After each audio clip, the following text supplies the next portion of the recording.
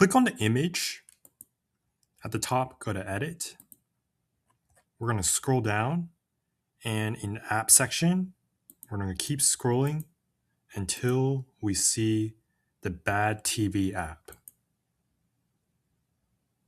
So here we can warp this image by clicking on Warp.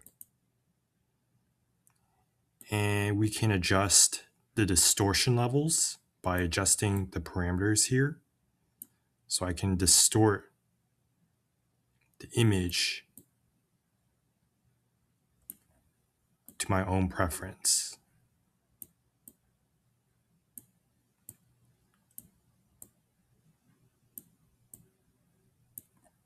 Once you're done, click Save. And now my image has been distorted.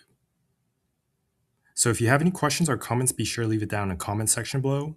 If you enjoy my videos, consider subscribing to my channel. Thank you and have a great day.